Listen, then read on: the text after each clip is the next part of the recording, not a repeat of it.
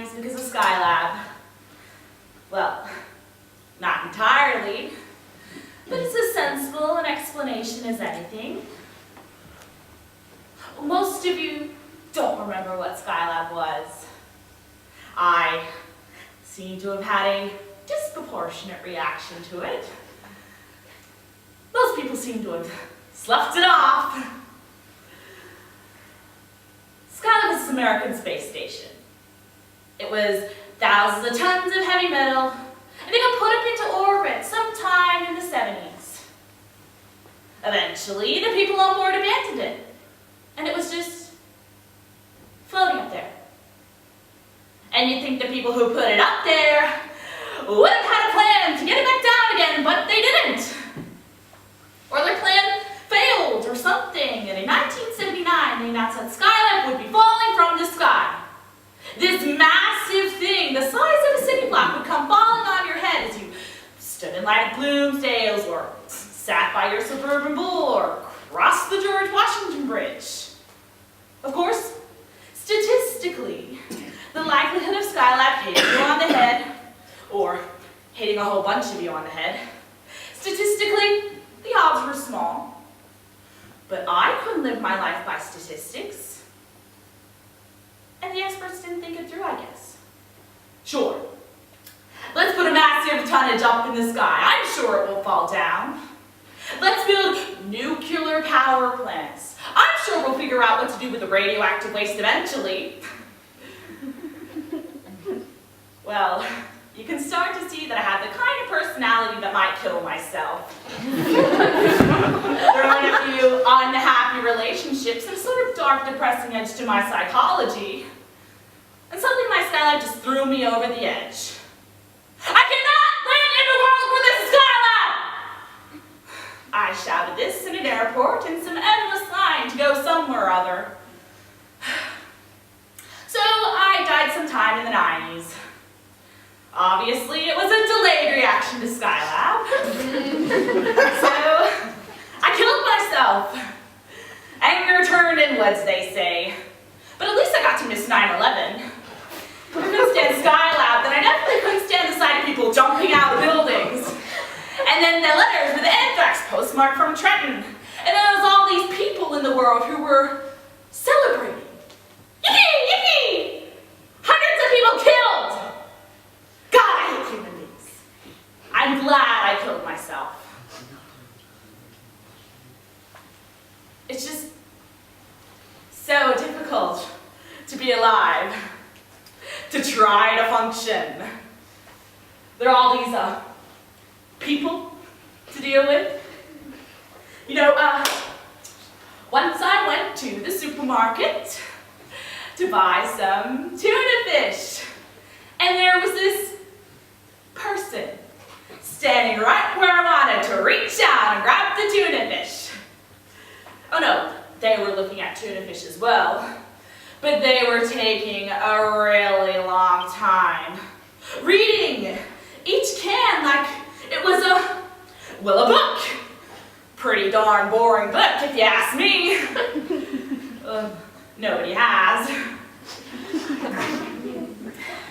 And so, well, I waited, and they didn't move. And I thought about asking them to move, but they didn't. And they'll probably say something like, "We'll move when we're goddamn ready, you nagging bitch!"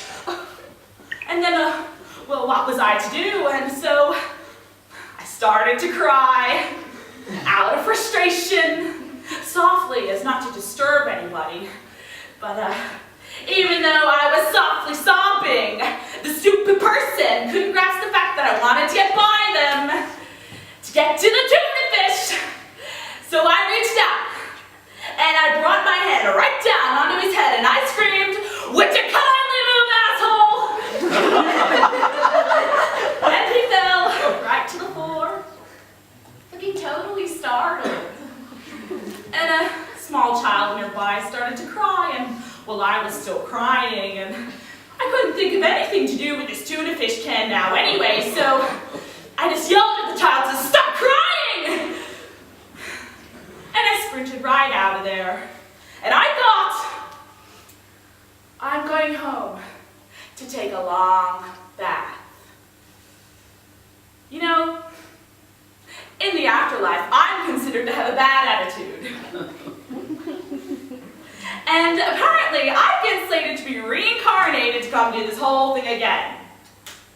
Why can't they just let me fester and brood in my bodiless spirit state? Who says spirits have to be clear and light and happy? So what if my aura looks like some murky brown tweed suit? So what? Leave me alone and I'll leave you alone. Anyway, they tried to reincarnate me back onto the earth in 2002 or so, and before I started to reincarnate, I put on some otherworldly spiritual emergency brake system that I seemed to have, and the whole process came grinding to a halt, and I simply refused to reincarnate. What if I marry Rex Harrington again? I say to them. Or what if he becomes my mother? What if I get so depressed that I go right up into the deep and commit matricide?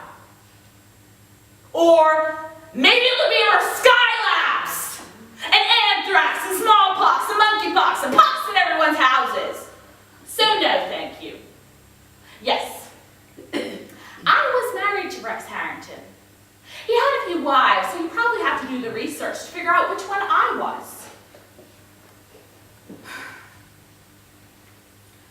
I don't want to go back. I didn't like being alive, and I don't trust it either. Plus, you know, if I keep stalling these attempts to be reincarnated, I'm not too sure the Earth's still going to be there.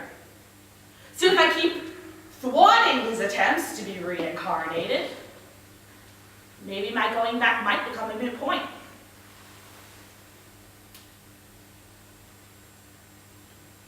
Is there anything good to leave you with? Well, good luck. I mean it sincerely. I guess life has always been scary. Hitler was scary. I was a child then, and we always thought we were gonna die from Russian America aiming missiles at each other. But that didn't happen. So, good luck. I certainly hope it'll be okay. I mean, I don't want to go back, but if I hear that it's worked out a lot better than we expected, well,